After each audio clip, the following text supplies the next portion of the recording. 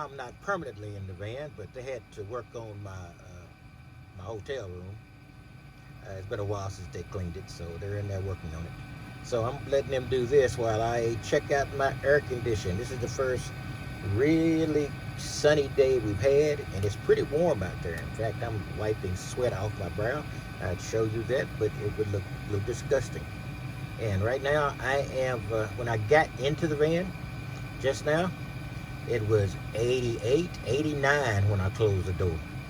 So this giant insulated tin can that I'm in was pretty doggone warm. And you know, it's not something you want to sit around in this kind of weather. I've got the max air fan up there. I could turn that on, but this is a test of the AC and how long it'll last. I've did everything I've can, everything that I could possibly do to over-engineer the solar here. If you look back here, behind my head, you can even see some camping panels I haven't utilized yet.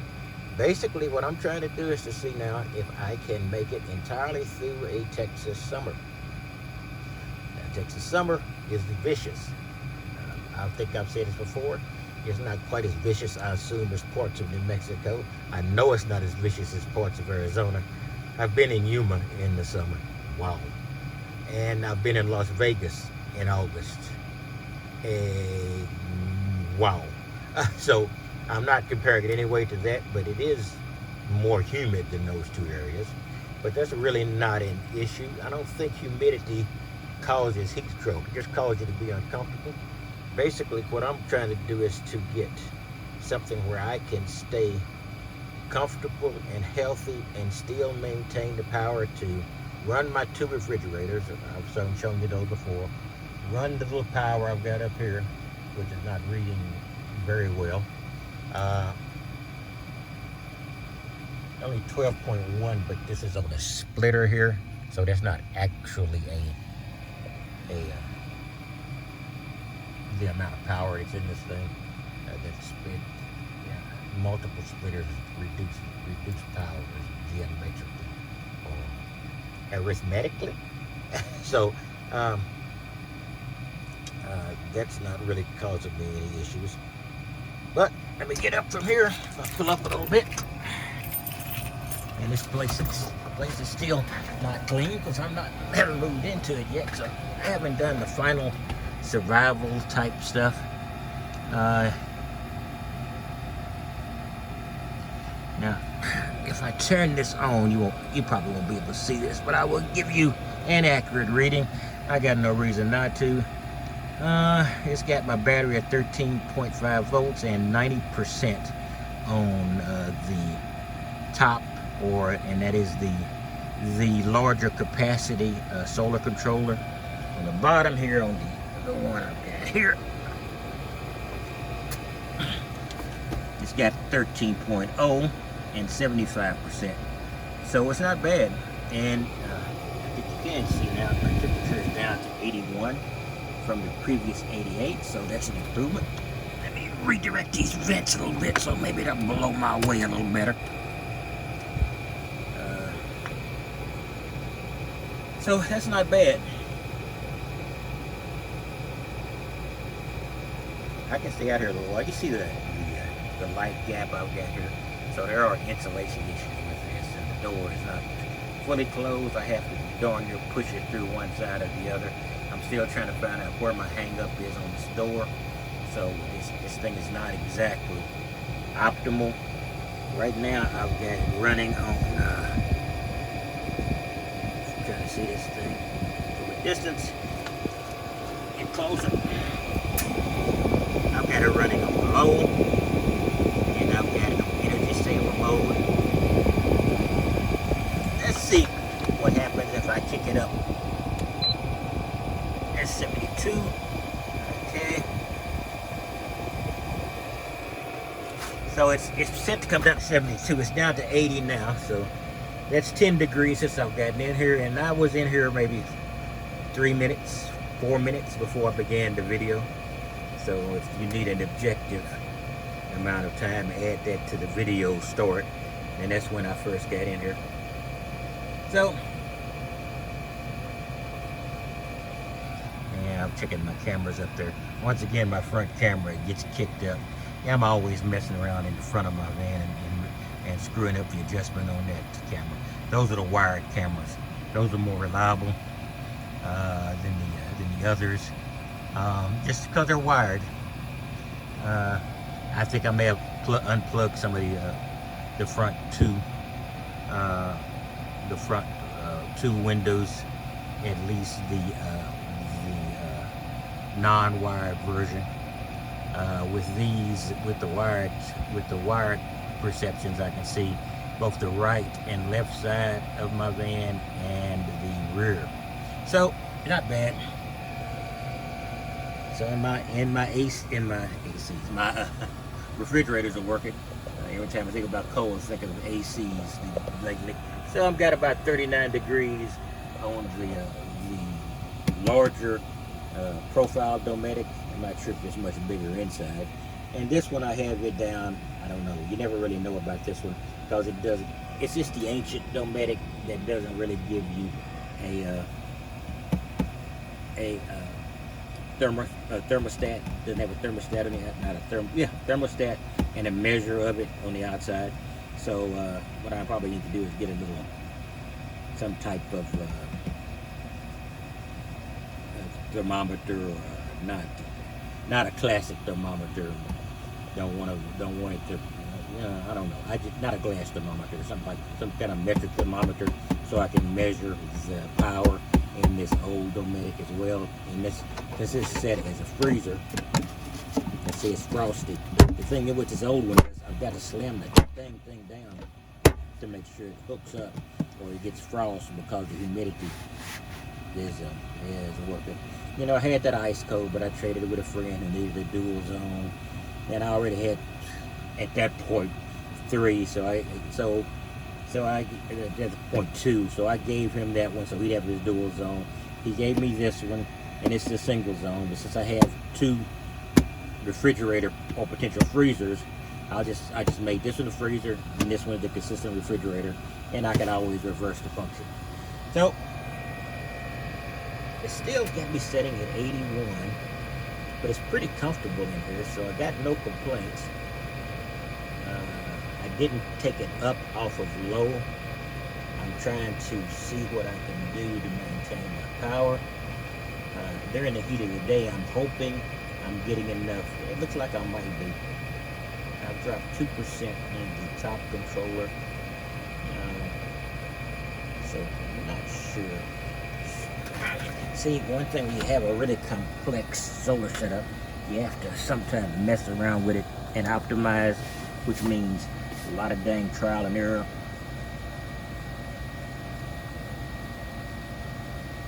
I'm still above 13, not technically, but you know, with the charge, it's above 13 on both sides, so that's okay. Let's see. I'm gonna kick this thing up a bit.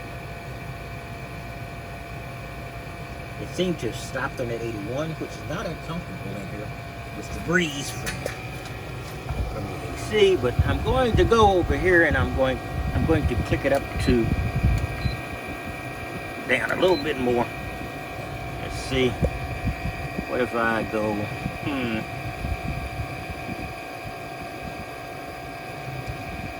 Okay, the mode. My mode is on.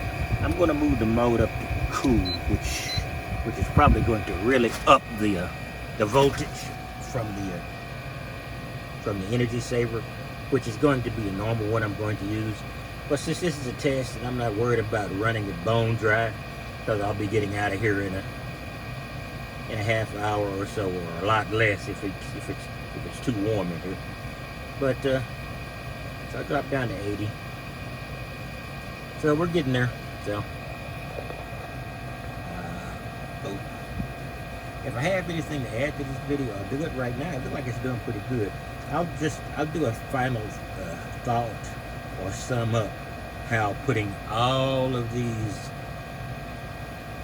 not eyesore, but attention-grabbing panels, which makes me as stealth as a marching band, if it's really going to allow me to be able to hang around in the van during the hot summer days. See, this is only May. It's pretty warm today, but it's going to get a lot worse in June and July, potentially in early August. We'll have to see. Okay, let's do another quick report. The thermostat on my AC, you can see it down there, the little green light, says 78. It's 81 outside, but understand this, I have not turned on any ventilation. I have not done anything but have this AC running, and it was 89 degrees in this insulated tin can, which all vans insulated tin cans. So it's actually down 11 degrees internally, and it makes it comfortable in here.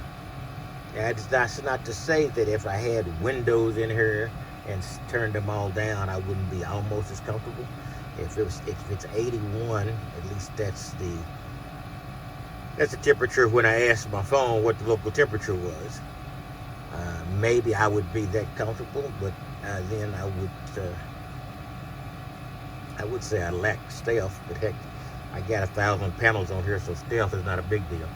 My question is, when it gets to be 90 degrees outside and 110 degrees inside, that's when it's going to really come into its own. But now I'm down to 77, so I'm going to sit here a while uncomfortable and see how it does. And I've kept track of my